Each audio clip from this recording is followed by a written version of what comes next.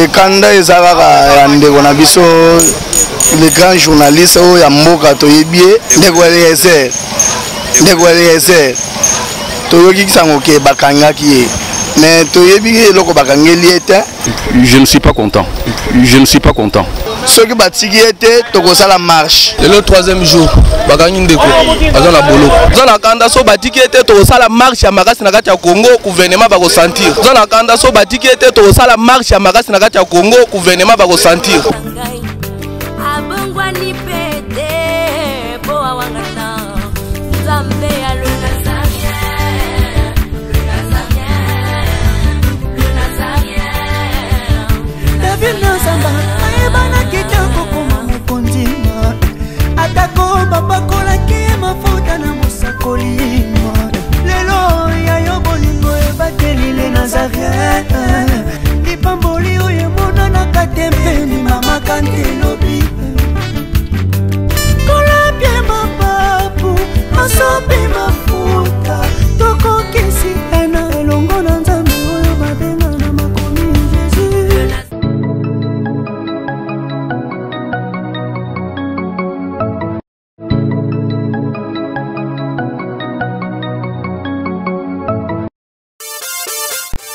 bandeko na ngai ya sika yangoyo lisolo ya solo ya malamu elibino Casa Penuel esalami mpona bino bandeko bokutami en Europe na mboka mondele yozali na France yozali na Allemagne olingo sunga ndeko no na Angola kobosana te adresse ya sika yango Casa Penuel tindela ye mosolo carton epesameli bino biloko ebele na talo ya moke tobandi na 100 € tina 450. Adresse na biso ezali na Bairo Palanca Casa numéro 119 ya bino yangoyo agence ya Sur kitoko.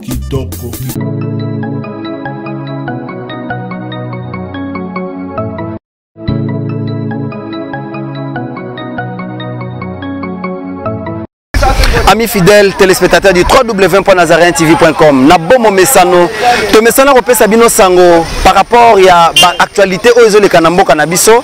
Tu as dit que l'actualité aujourd'hui en RDC est vraiment frappée par l'arrestation de notre frère bien-aimé, confrère je dirais, Koulut Nanga Oya Bolingo Ndeko Eliezer, moi Nakolo Lopango. Aujourd'hui c'est le fils à papa qui parle en faveur de moi Nakolo Lopango. Il est aux arrêts, on ne sait pourquoi. Biso Tokolobate, comme nous avons toujours été traités de moutons noirs, on sait qui est mouton noir et qui ne l'est pas. Et la personne qui nous traite pour des moutons noirs fait aussi la même profession. Amis fidèles téléspectateurs, ça fait très mal. Aujourd'hui, Moutou na Kinshasa, on sait qui est congolais et qui ne l'est pas. Parlez de Ndeko Eliezer. Qui est Eliezer? Il est fils de ce pays. Azana nationalité Moussousouté. Ceux qui disent que qui va encore parler à sa faveur? Voilà pourquoi. Jusqu'à présent, troisième jour, Azaraka na kati ya Kacho, Alali na Kacho, Silelo, on sait déjà, 72e heure ici, Betty, Ndeko Eliezer na kati ya Kacho. Voilà pourquoi, durant son parcours, qui est vraiment majestueux, qui a toujours lutté pour sa nation, voilà pourquoi aujourd'hui, Tomeki un peu comme ça la descente sur le terrain, na bana mboka, baloba, na faveur ya Ndeko Eliezer, basa la moi témoignage. Voilà pourquoi Bomoni, nazana bandeko nanga ba chauffeur à taxi moto, toza na commune à Kinshasa. Tobeta lisolo Ndeko Eliezer, tozana Ndeko na biso. Topesio bonjour Ndeko. Sango boni. Eo ngana moni Eliezer aloba mabete pona mboka. Eliezer aloba makambo oyo zo salema na mboka na oyo ebongi babongisa na mboka. Pona ngana moni ke batika ye alandela makambo ndenge ezaleli asala musala na ye po asala ane musala mabete asala musala kitoko na mboka kolandela mboka na biso kolobela mabe oyo ezokosalema na mboka na malamu oyo ezokosalema na mboka. Merci beaucoup Ndeko. Nous sommes toujours là au service de la population. Vous donnez l'information. Ce ne sont pas les journalistes maintenant qui parlent, c'est la population, c'est le public qui parle maintenant pour Ndeko Eliezer, qui est déjà aux arrêts. Tozo est batté, problème en Tozo est batté parce que le dossier jusqu'à là est encore vide. Tozo continuer, na kosombi kinyama kanisa na mboka. Ndeko bonjour. Bonjour papa. Sangoboni. Te naza calme papa. Tout le monde na kanda boyo, qu'est-ce qui ne va pas? Te kanda ezalaka ya ndeko na biso le grand journaliste oyo ya mboka toyebi le nani ndeko Eliezer toyoki sango ke bakangaki ye mais toyebi eloko bakangeli ye te eza nini batika ye asala musala na ye asala musala calme afingaka mutu te alobelaka population azalaka mwana mokonzi batika ye eloko tozoloba batika ye ntango ozwaki sango wana ekomelaki yo ndeni te nayokaki kanda makasi papa soki batiki ye te tokosala marche mpona ndeko Eliezer batika ye bondimi ke bosala marche mpona ndeko Eliezer tondimi papa soki batiki ye te tokosala marche. Merci beaucoup bandeko balandi eza biso te oh ba journaliste nde balobi oh ndeko Eliezer atindi ba journaliste non c'est la population maintenant qui parle bango wana balobi bakosala marche mpona ndeko Eliezer toyebi te tozo continuer na caméra na biso micro na biso tozo ta musango. Merci beaucoup bandeko balandi, nous sommes en train de continuer avec notre histoire. Papa bonjour. Bonjour papa sango boni. Moi madame na habité aux yeux information que ndeko Eliezer aza aux arrêts point de vue nos amis par rapport à information ana. Bon, je ne suis pas content. Je ne suis pas content, mais néanmoins, ce que moi je peux dire, c'est que quand moi je suis la télévision, la radio, je voudrais écouter ce garçon-là. C'est un fils du pays. Tout ce qu'il parle, c'est au nom de la population. Donc nous sommes très contents quand il parle à la télévision. Quand nous l'écoutons, nous sommes vraiment joyeux. Alors qu'il soit libéré, quel que soit le problème, qu'il soit libéré. Merci beaucoup. Merci beaucoup. Boyoki ezali bongo papa Zoloba. Boyoki population azali kokoba se kokoba. Nakoloba kobeta pe lisolo ndeko Eliezer. Ndeko bonjour. Sango boni. Tout le monde na kanda. Oza kanda ni. Le troisième jour, bagangi ndeko aza na boloko. Gouvernement balandela makambo wana. Baye bake ndeko azolala na boloko troisième jour na ndenge ni. Batika ndeko wana azolobela biso wana mokonzi na biso. Toza na kanda so batiki ete to sala marche ya makasi na kati ya Congo gouvernement ba ko sentir. Naza suna liloba koloba te. Ozali suna liloba koloba te. Un mot pona ba plaignant bato ba fundi au pesi na bango tolini. Gouvernement alanda bango alandela bango. Merci beaucoup bandeko yangai. Tikatolo bata na munoko ya mwana mboka ndeko Eliezer qui a toujours plaidé pour sa nation. Ezande bandeko na biso bawewa balobi ceux qui batiki Eliezer te ceux qui batiki te bakosa la marche. Les abisso te batotolobi mais plutôt c'est la population qui parle. Nous continuons avec notre micro-baladeur pour demander au moins les témoignages de notre fils, de notre frère, de notre grand frère, de notre oncle. Et on se retrouve tout juste après.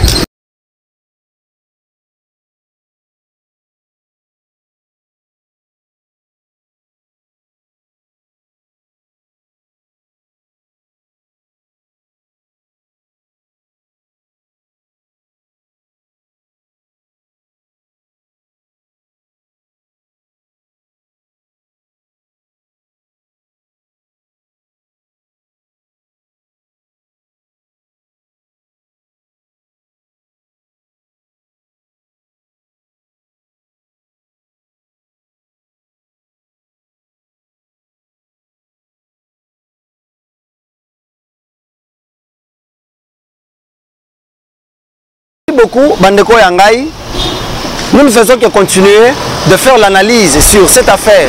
Oye beti ba congolais nyonso pambate tozolela ndeko Eliezer. Pour votre information, on apprend encore que bananaye ba otali ko sala l'accident. On a eu l'information, mais au moins nous ne sommes pas encore prêts ya ko kita na terrain. Toyebi ke to kopesa bino ba information de temps à temps réel. Une fois faire descente après cette émission, nous allons vraiment faire descente pour nakoyeba ce qui se passe juste.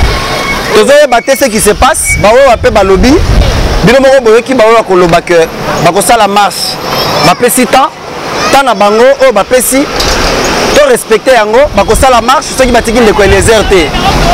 Siko toyebi te awa eza on ne sait maintenant quoi. Vous avez battu ceux qui bozo tangisa biso nini na mboka Kinshasa, na mboka oya biso Congo. Vous avez maintenant te qui est congolais et qui ne l'est pas. Ça commence maintenant.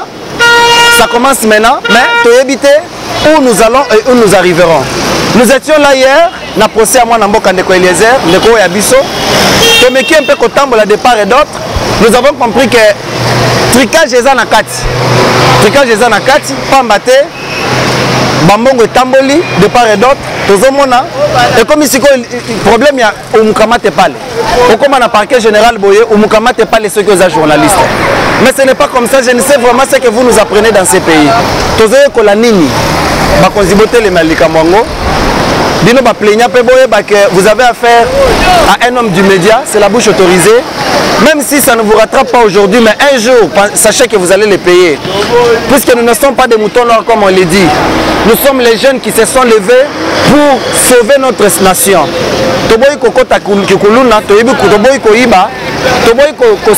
Mais au moins nous avons dit, nous devons nous lever pour défendre notre nation. Défendre la nation ne veut pas toujours dire qu'il faut ça la politique. Je suis congolais, j'ai étudié, mais au moins nous avons le droit de faire la différence pour notre nation. Maintenant ça commence à se dire, na IDPS, bandeko yangai, botika lelo tolo balokola ndeko Eliezer. Ça commence maintenant à se dire que na IDPS, poni mwana mboka Félix Tshisekedi, mutu moko penza azio occasion ko telema na télévision, kono bakeno ezabo na bango. Mais yo pesa la oya yo ndabana no pe ba voter bango ti. Le pouvoir se mérite. Le pouvoir se mérite. Hein? Le pouvoir se mérite. Oh, le la télévision que non, oh, bon, na bango, oh, tel père, tel fils, oh, ceux qui t'en est commis royaume. Yo, pesa la yo. Tout ça, bateau IDPS, mais ça fait mal ce qu'on entend. Le Congo, c'est un pays qui est bâti sur les valeurs et sur les lois. Mais si quelqu'un ne sait ce qu'il doit faire pour sa nation, et ça passe. Biso bilenge boye ko lisabiso nini. Lelo komi muke muke nationalité. Pour éviter ceux qui ne connaissent pas la nationalité ni borolukela e. Mais boye bakaza congolais pour toyebeli déjà ba jeune abino. Toyebi que ne connaissent pas congolais. Lobi pe boroluka boye banazana ni. Je suis congolais aussi. Toza ba congolais c'est pourquoi tozo le belamboka. Bino bandeko bozo luka ko créer là ba journaliste ba problème, boye ba que ce n'est pas bon. Chers fidèles internautes, un témoignage surtout sur Ndeko Eliezer. Nakoyeba, tomekaki un peu ko sombi kila makanisi ensemble. Na ba ndeko na biso ba wewa. Bango ba lobi ba kosala marche. Soki batiki Ndeko Eliezer te bango ba ko marcher. Marche yango toyebi te e ko bandaka pe ko suka wapi. Merci beaucoup bandeko yangai. Nous sommes vraiment là, restez toujours branchés. C'est vraiment la seule actualité. Mais ce qui me fait très mal, c'est que Ndeko Eliezer azana na kimia. Il ne se tracasse pas. Moi, c'est le fils à papa maintenant qui parle, à l'intérêt de son frère. Sachant que Ndeko Eliezer, c'est un fils digne de ce pays. Il a vraiment tout intérêt vraiment de parler et défendre sa nation. Vous avez fait ce qui m'a ramonini. Vous avez... que ceux qui sont journalistes à Sali RR, ces sacs Moussala n'ignorons pas vraiment valeur à ces sacs. Donc vous fondez les airs na parquet. Alors vous ignorez ces sacs. L'obipé, vous avez l'histoire de la télévision. Merci beaucoup, Bandeko Balandi. C'était ça vraiment l'actualité pour ce jour. Hier, on a eu un peu le temps de causer avec Eliezer. Il va bien, il ne se tracasse plus. Mais ça pouvait vraiment être mieux. Azok Ndata na Tongo, à Sambi, n'a pas qu'azongi panae. Mais bozi bo bloqué na prison. Azola la kuna na cacho, na condition wana. Ceux qui Eliezer azala chinois, to américain, to sud-africain.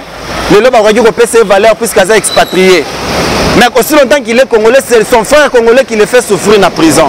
Cependant qu'il a toujours relevé beaucoup de défis pour cette nation. Ce qui a vraiment un intérêt à Bino, il faut vraiment côté les mapons pour défendre. Dans 48 heures, ceux qui étaient, ça la marche. Ça fait très mal.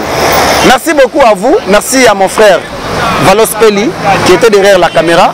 Nabenga triple brassard, designer, caméraman, monteur, réalisateur même. Merci beaucoup à toi, Madame Tiffany Moko, mon coach. Merci également à tous les Wewa. Nous sommes de cœur avec vous, ainsi que tous mes confrères journalistes. Levons-nous, bâtissons notre nation. Moussala qui journalisme, mais Moussala n'a pas cité. Nous sommes toujours là pour notre nation. Merci à tous qui nous ont suivis, ainsi que vous les internautes. Soyez toujours branchés. Il y aura assez de variétés des émissions. Bah, émission comme ça, les mandingues nandenge. Combattez. Merci.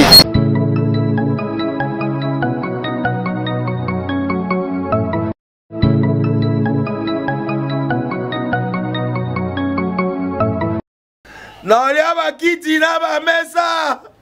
Ah, atanya ukondoko namona yo nachayo na mwamba na minito na kata pena katikata saki ya fufu. Oui, allô, est-ce que tu bonjour? Boni. Et l'autre côté, et puis qu'il y a mon bureau à travailler tes micros. Donc, dès que tu as un galère, on a niveau 0. Tout ça, là, oui. Moi, je suis un bon vraiment mingité. Mais dans autre chose, moi, je suis dans l'agence Nazareta. Sarita qui dit sérieux. Oh. Maman, comment est bon donc yo pe ça au fouti mbongo kuna partir à poto biso to ya to jibilo. Na bengi ya Scotty.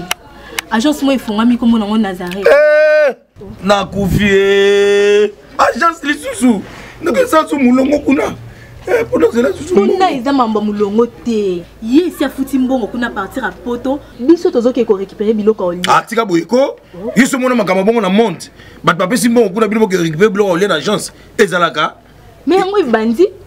Maman, dès nanga yebisi ngai mena ndimite na lingi na mona ki mona mbeso poli kamba boye na monde na ne salamate. Mama yebisa ngai ba pesi mbongo kuna biso to récupérer biloko kolia awa ya solo boutique Nazareta ezali boutique ou ezali à distribution ya ba produits alimentaires. Ah na sali poto sunga bandeko oyo même ba oyo bazana na peu de ressources comme on a été bandé qu'on va à niveau qui ça même avec un petit rien. Donc à partir à $10, $15. Donc ça on a bon côté ndebono na poto ko sunga yo a ozuka biloko kolia. Eh maman Nazareth nzamba pambola ya bakise mikole belé awa na sena mokili. Et bongo awa tuzawa poto yeba adresse awa. La boutique Nazareth a été ici à Kubungate, Toza Sir, avenue Monkoto numéro 1, direction Elengesa. Face à face na église catholique Saint-Vincent. Ah, direction Elengesa, Monkoto numéro 1, à face à l'église catholique Saint-Vincent. Ah, Saint-Vincent, d'accord. Bon numéro de téléphone, vous avez monté déjà, vous avez on a 3 numéros pour Paris, vous avez un numéro pour la Suisse, vous avez un numéro pour la Suisse. Ah non, non, non, non, non, non. Nazareta nous allons la Congo Sili. Julia, nous allons kangisa kia fufu. Eh, ya modé, yo bandika na fufu. Oui, pour la Nazareta, tu as un système en bimbi, dans Bongo Shingo. Bon, ok. Vous allez Silio. Sarita qui dit sérieux.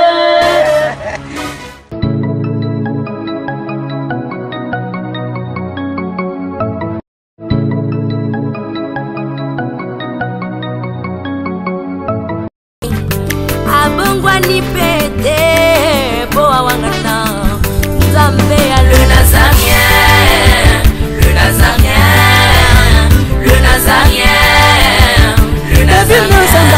Ebana kitoko koma mokondima atako bapakolaki mafuta na mosakolima lelo ya yo bolingo ebateli le Nazarien lipamboli oyo emonanaka te mpeni mama kantela